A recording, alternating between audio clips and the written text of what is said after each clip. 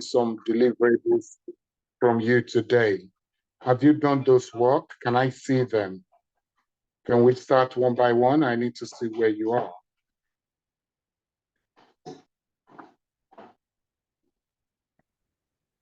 I've got some background noise, but we have done. You have some background noise. Did you say you have some noise? I said background noise, but I was just saying that yes, we have done some of them. We have done some of them. Kemi, I'm not sure if you're able to share your screen or if it's easier for. Let's have a look. Yeah, I'm just opening it up. 1 second. I'm just gonna open the report here. From the report, isn't it? Yeah.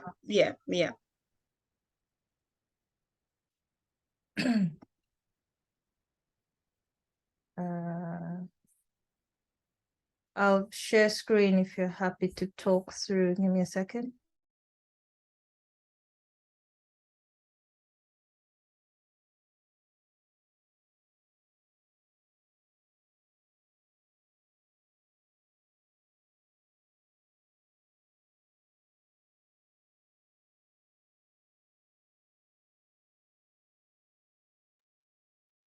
So this was our end of sprint report that we had compiled together. So Loretta had presented it to the rest of the team. Femi, this is what you're asking for, isn't it? I'm just checking, and this is what you're asking for. But yeah, this is. Yeah, but that's not the only deliverable. This is one of the things I'm asking for.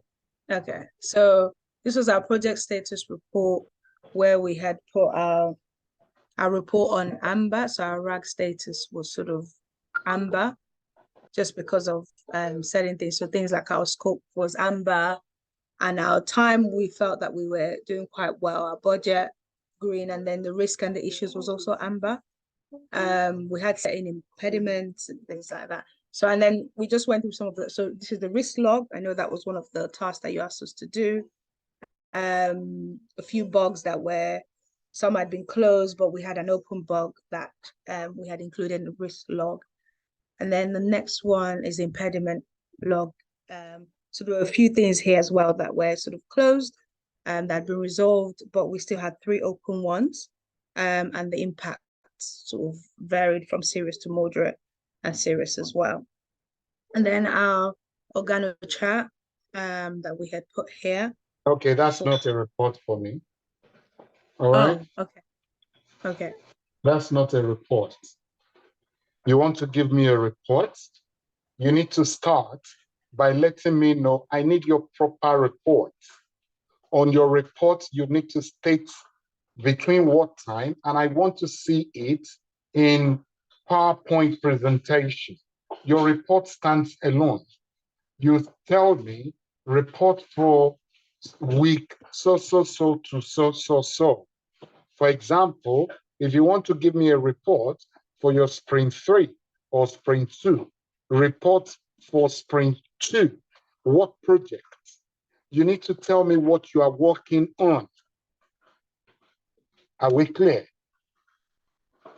In your report, it needs to state what you are working on. And you need to tell me the challenges you are having. You don't give me over just to say, oh, we have 3 amber. That doesn't mean anything to me. It's not saying anything at all. And you cannot go to your stakeholders with such a thing. That's very empty. They will send you out. All right? So talk me through what you've done. You have it there. Talk me through what you've done.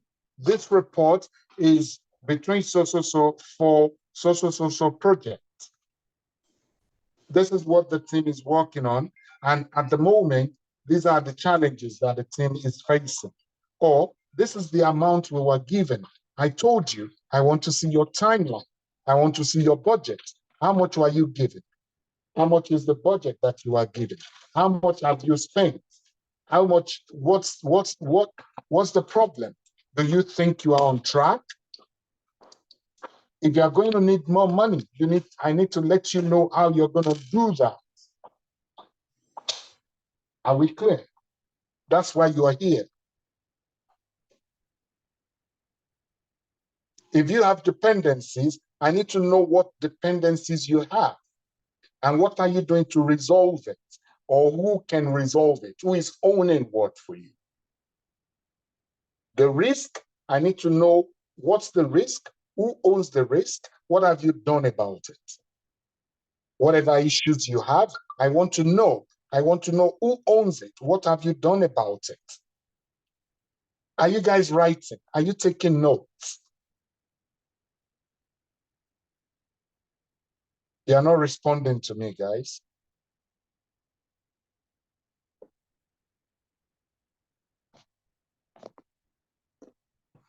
Hello?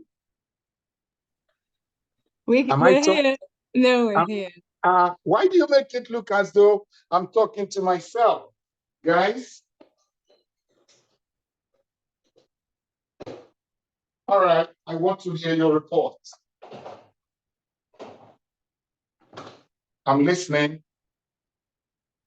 Okay, so the goal for Sprint Bugatti. So our report, the time scale was for 2 weeks, so from the 16th to 29th of October. And the goal for this Sprint Bugatti was to develop an authorization page with certain features. So like user registration, login, cookies, captcha, profile page, and remember me. So as I was sort of mentioning before, I said that the project's currently flagged as amber due to the impact of things like the stop and the team capacity. Listen. What precisely are you doing? Did you do this sprint? That's what you want to tell me as goal. Goal is specific to a sprint. You are telling me goal for your project. That's not what I want to hear. Well, the goal I mentioned was for the sprint, which was to develop. Within this sprint, you developed a website this sprint, you did the capture this sprint. That's what you're telling me. No, this is just one. So one sprint goal, which is to develop an authorization page, but the features are all part of their sub stories or sub user stories. I want to know what you did. Are you getting what I'm saying? Okay. Login page is huge. If you've done login page, what did you do in the login page? Did you start it? Did you finish it? That's the reason your goal need to see. You don't give abstract goals.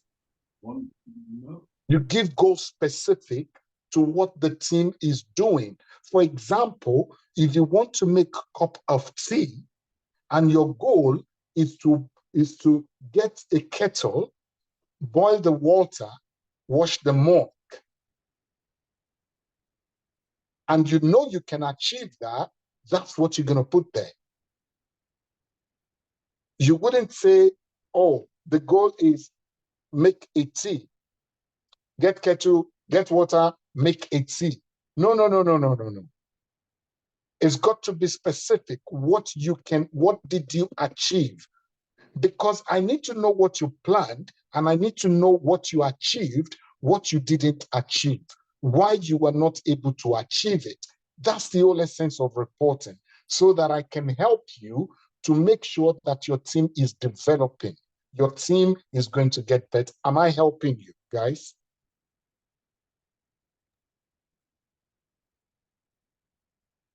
If it's not clear, let me know so that I can explain myself again.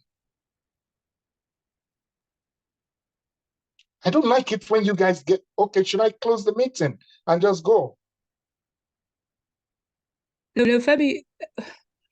So during this sprint, I think the reason why and I'll speak for Team Flex, but during this sprint, so the progress is that two of them in QA are waiting bug fixes to progress. So that was our plan, to complete all of those things for this sprint. Did you achieve it? Some of them were not achieved, but we did achieve. Yes. We did deliver 6 of the 12 user stories that were committed during the sprint. Okay. And that was only delivery of sprint. Now let me help you. It is not your fault that the team has not been able to achieve the goals that they set. It becomes your fault when you are hiding it and you have not pushed the team enough to get it done. You are not the one doing it. You are not the one writing user stories. It is anti-pattern for the delivery manager or the scrum master to be the one writing the user story. Nothing stops you from helping. Nothing stops you from supporting and teaching them how to write good user stories, but it is not your responsibility to be the one writing the user stories. Why? Because you are not an analyst.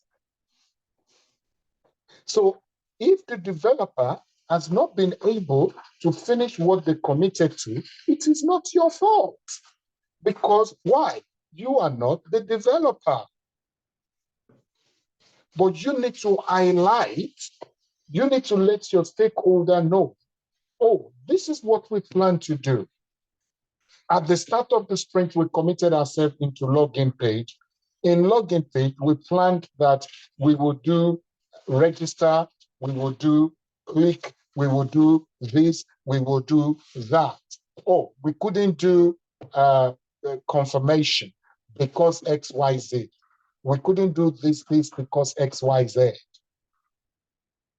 That way, you know that you are giving a report that keeps you on your toes to let the team know if they are going to fulfill what they commit to or not. But you can't give it to me vague. I can't measure progress by you giving it to me vague. Does that make sense? Talk me through it. I'm waiting.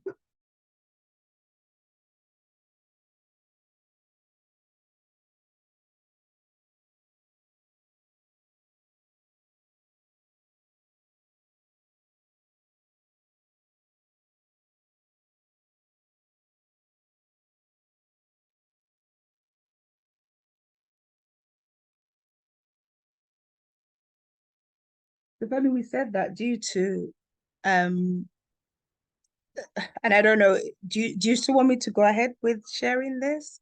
Because based on the Go ahead.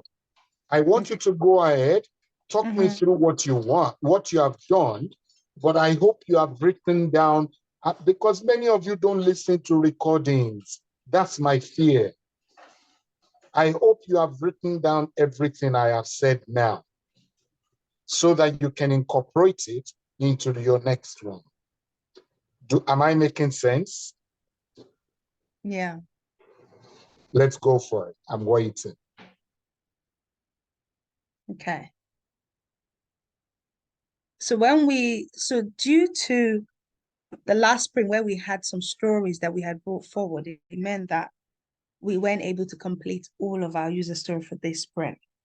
But as I mentioned, that we delivered on 6 of the 12 stories committed during the sprint. And that also included some of the ones that we had from the previous sprint. And that was to develop a static landing page and user engagement for the MentorSkip platform. Also, another thing that we had agreed out of the user story, which was the capture, that will be developed in a later sprint due to some technicalities, that it was best to do that in a later sprint. And then also one of the user stories was still in dev done, awaiting testing. And the Remember Me was also still in development. Now, the user registration and the GDPR cookies, they had bugs. And so we were waiting for those bugs to be fixed. And one story was also returned to committed. And that was because the developers thought, and this is what I was saying previously, that it would impact testing, which was to do with the capture one, that it would impact testing if we were to deal with it now. So after more discussion with the team and product owner, it was decided that that would come up later at a later sprint. Our budget, based on the resource day rate that we were given by sponsor Deji, we worked out and budget, and that's just for resources. It hasn't taken into consideration things like software licenses. So that's one we're trying to work out. But the estimate was that our resource budget alone was 327,000 for the 12-week, the 6 sprints that we've had. Okay. And Can I ask you a question? How many user stories did your team pick? Do you know how many user stories? so we had committed 12 user stories during this last sprint. 12 user stories. Yes. How many developers? We have 2 developers. How many story points did they commit to?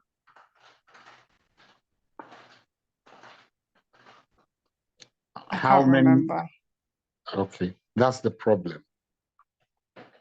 So you see, one of the reasons I'm teaching you what I'm teaching you is so that when you get out there, you will not go and mess up and they will not look at you as a cowboy. There is what we call estimation. For you to say that you are planning, that's why your report is critical. When I'm talking the way I'm talking as I'm talking now because I want you to go out there as champions. Now, before your team would actually start any sprint, it must be that you know how many story points they can commit to. So you need to have an alignment. You only have 2 developers. Maybe you have 1 tester in the team. Then you need to know how many story points do you want to commit to per person. I told you the definition of a development team, right? So if you have 3 people working and averagely, let's say you commit to 8 story points per person, 8 times 3, what's that? 24. So it means your team cannot carry more than 24 story points. It is that thing that you would use to be able to commit your team if only 8 stories or 2 stories or 5 stories equates to 24 story points, your team must not make more than 24 story points. So you telling me that your team tried to deliver 12 user stories would not add up, and I will not see you as an experienced person.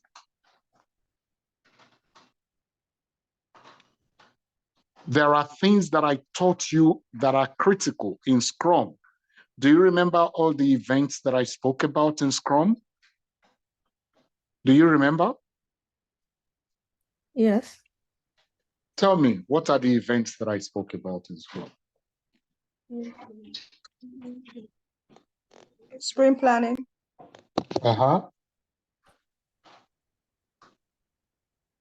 Retro. Our retrospective.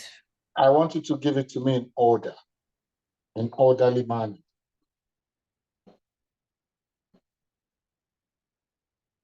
Sprint planning.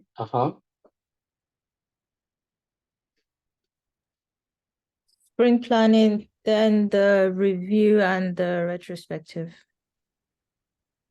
That's not correct.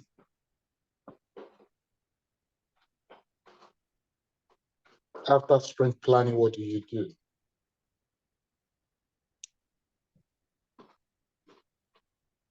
After sprint planning, what do you do?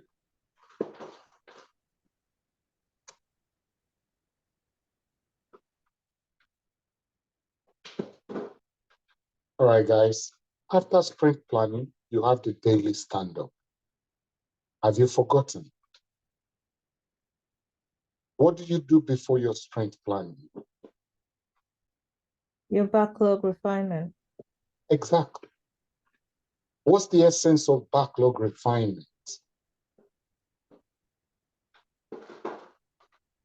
To be sure that your PBIs and stories are written in the check them, be sure that they are written in properly to be understood by the developers, QA, and also it allows you the time with the PO as well to get it prioritized. All of that to get that ready before you come into sprint planning. Okay. So you've tried. There is a word that we use for this. All right? There's a phrase that we use. And that phrase is, we want your user story to meet definition of ready. Ready, yeah. Okay? We call it DOR, definition of ready. Now, for you to do backlog refinement or backlog grooming, it must be that your user stories meet what I taught you as inverse criteria. You remember, I taught you what an inverse criteria is. Have you forgotten, guys? Do you remember? Talk to me. Yes, please. Remember. Huh? Remember. So if any of you misses the class, you can't, I can't help you, because it's important that you go back and listen to all of those things, all right? Your user story needs to meet inverse criteria when you write it. When you have finished writing the user story, there are some things that must be in the user story. One of those things is what we call the acceptance criteria. And I said that for any developer to be able to size your story appropriately, it must be that that developer knows what you want him or her to deliver within the story. That's the whole essence of us having backlog refinement or backlog grooming session. That's the place where we dissect the user story. Like surgeons would dissect human parts when you get into surgery. So you dissect it. Oh, this user story, what does it take? What does it mean? Are we going to be able to? That's where developers, we ask critical questions. And that's what would then help them to be able to say, it's going to take me 5 days to deliver it, or it's going to take me 10 days to deliver it, or no, it will take me 20 days to deliver it. Does that make sense? Are we clear? Yes. Yeah. Yes, please. It is when we understand that we can now say we want to plan. Without sizing the story, what are you planning?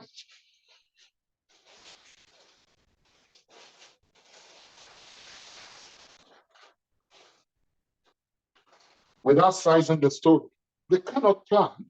And that's why I'm sure you've heard when we say that Scrum is empirical in nature.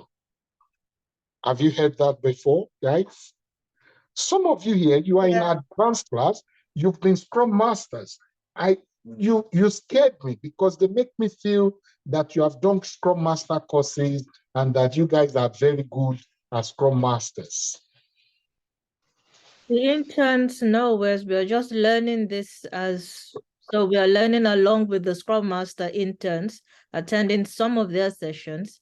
So, and I'm speaking from myself now. This is Kemi talking, trying to get your head around that and the operations of how we get the ceremonies, but how to use the information we've got now, like you said, with the story pointing, how to do all of that.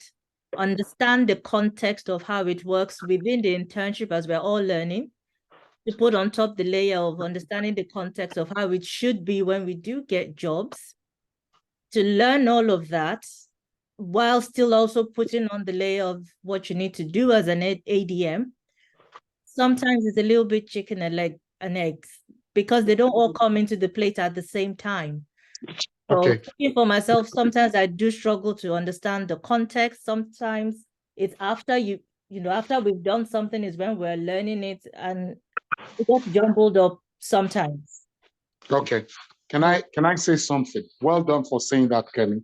Can I say something? Huh?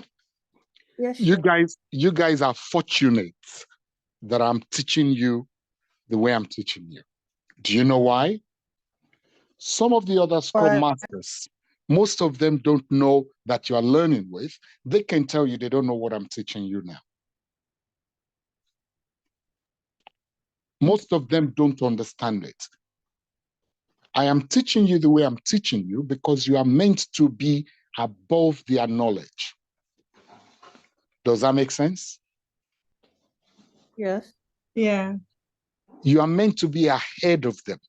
And that's the reason I'm taking time to explain some of these things to you so that you will know how it works in real life. I don't want you guys to be theory people. I want you to be practical people. That's why I'm taking time to explain it to you. So you might learn theory there. It's important that you listen to application of it. And if it is something that they just said to you, that they haven't really given you the breakdown, it's what they have that they can give you, isn't it? I'm not saying they don't have it. Don't get me wrong. All right? But it's not going to be as much as somebody that has been doing this for many years. All right? Okay? Does that make sense? Okay. Yeah. I think most So, of us, as Kemi says her family, are just learning. It's our first time, our first introduction to this. So we're still learning. So yeah. Fantastic. So because it's your first, you take it as opportunity.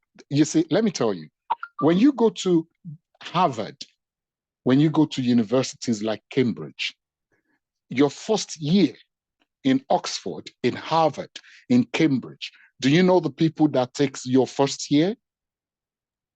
Well, the final year students? No. The most renowned professors are the ones that will teach you at the first year. Do you know why? Why? Because foundation is critical. Because foundation is everything.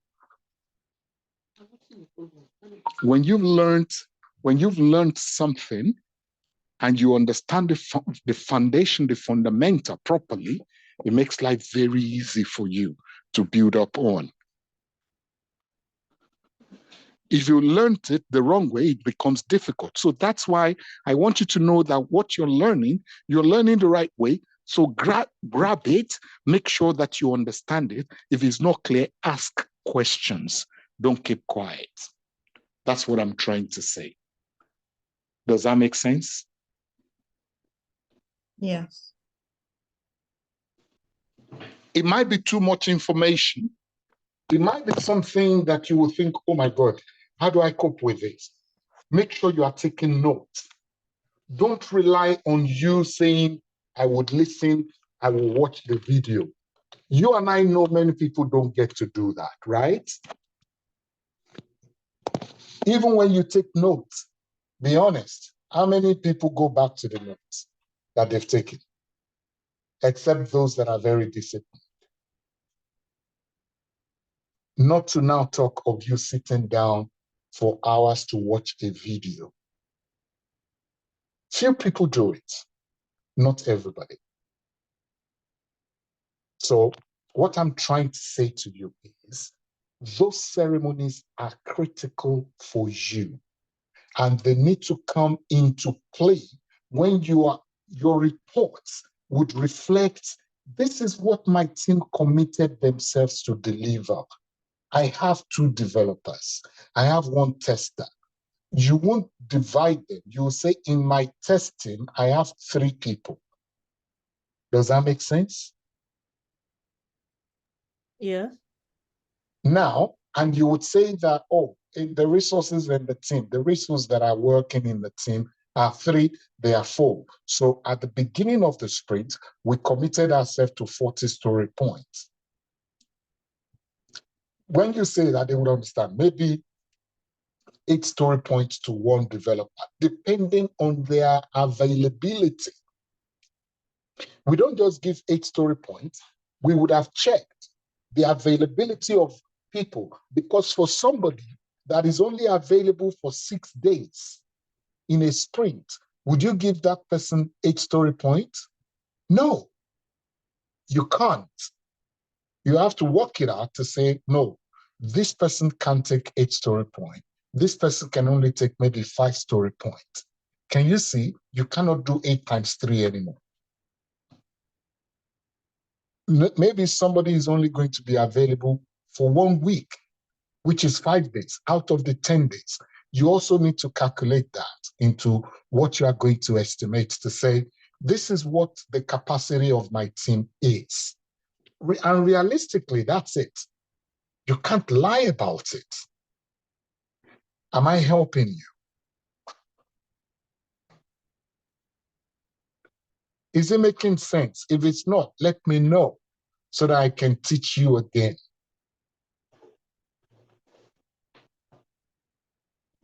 You're not talking.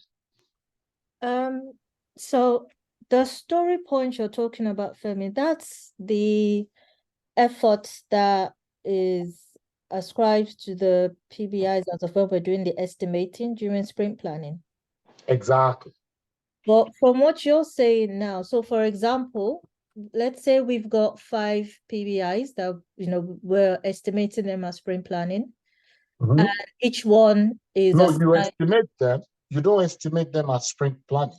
You estimate them at the refinement section, not at sprint planning section, because you will waste time if you are waiting for your sprint planning section to start to estimate your story. Does that make sense? Okay, it's just that at the moment, the sequence in which we follow is within here. I'm just talking by that. But let's say, don't worry. You okay, go so on the way you are doing it. Let's say you've got 5 PBIs now, and each one is assigned 5 story points, for example, meaning that in total you've got 25 story points. Fantastic. If you want to kind of split it, like you said, looking at the capacity, what story points will you give to, between your team? Do you split the story points per PBI? So for example, if this PBI has 5 story points, you can only give it to one, no, we don't do that. You don't do it that way. You can, more than one QA can work on a PBI. Yes, we do it per team.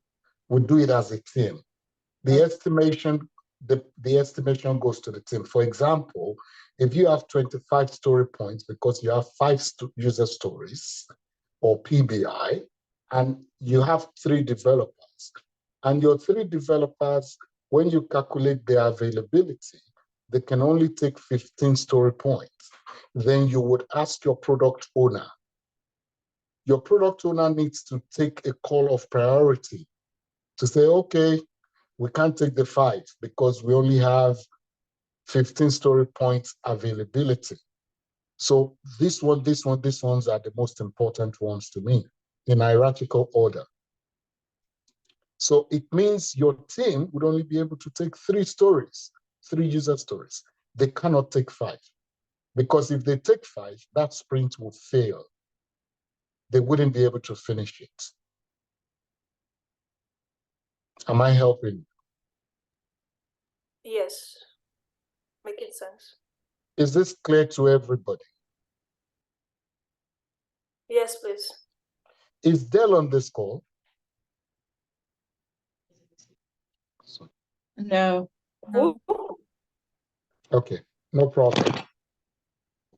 All right, no problem. So, guys, what I would expect is what I've just said now. If it's not clear to you, let me know. Later, we can talk about it and see how you get better at that. Now, after you've done that, that's what you would now bring to your report. When the team has now finished, concluded the sprint, you've had your sprint demo, what you've done it. Then you prepare your reports to let us know that at the start of the sprint, we committed ourselves to deliver 15 story points. We delivered the 15 story points. Or you might say at the start of the sprint, we committed ourselves to deliver 15 story points, but the team was able to do 2 or 3 extra story points, which means we delivered 18 story points. Does that make sense? Or you might come, the third split to that is, oh, we committed ourselves to 15 story points, but we were only able to deliver 10 story points. But you need to give narrative to that. You need to let us know, why was it 10 you were able to deliver instead of 15? Then you need, as an ADM, you need to be able to let us know, oh, we couldn't deliver the 15 story point because XYZ happened. Oh, there was a power cut. Or one of the developers had an emergency. He had to travel to India, so he couldn't work for a complete week or throughout the sprint.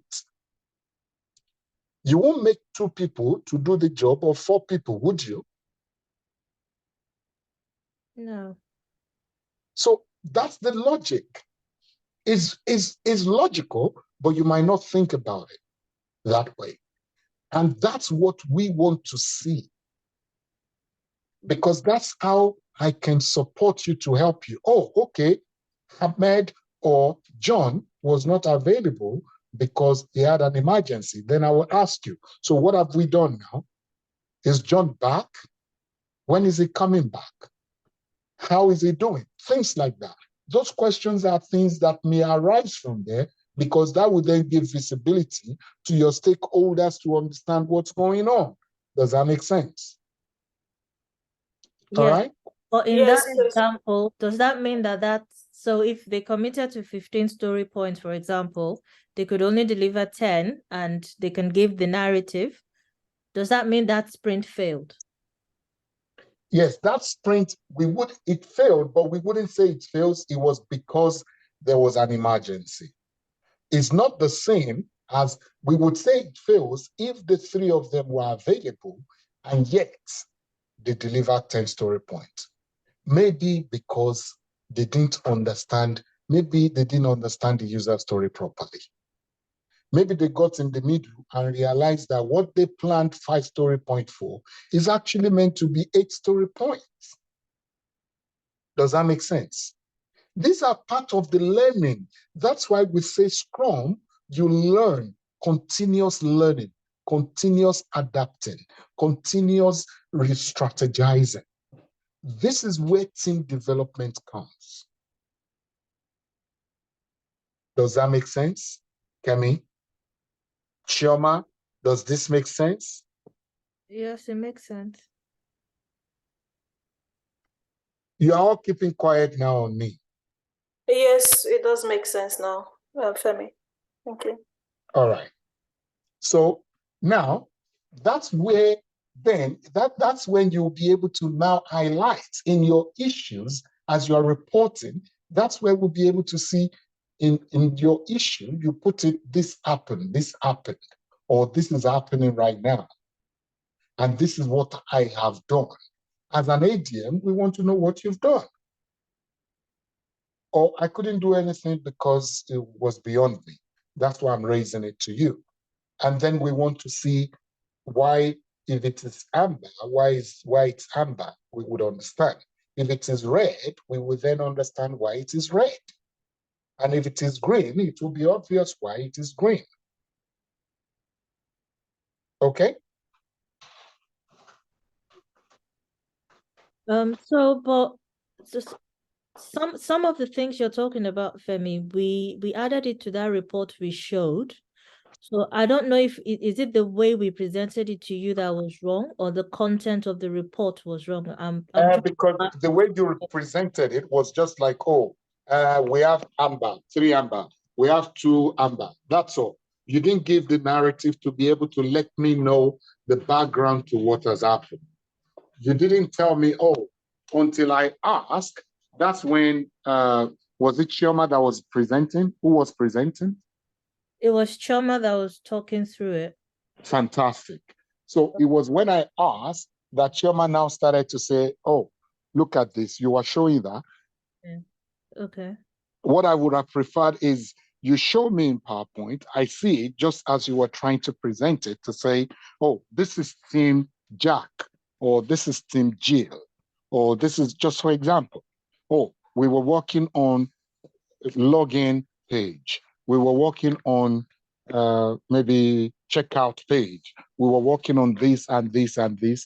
And on checkout page, the team was focusing on authentication and security and this for this sprint. We had 5 user stories written that equates to XYZ story points. The team was able to deliver the story because that's what is critical to your stakeholders. What is critical to them is the figure. Does that make sense? Okay, so it's not just that we wrote it on the slide, it's how you present it as well. How you present it is also important because except if they say, oh, just send it to me, I will read it. That's different. It's not the same as when you are talking them through it. Okay? Okay. I think that might be, so you gave us the bullet points, we'll look through that, but that might be something we'll walk through that. Okay. So after you've done that, we would know that then you can talk about the velocity. I taught you velocity as well, right? Now you've done three sprints. You should be able to calculate your velocity. Okay? Is it too much?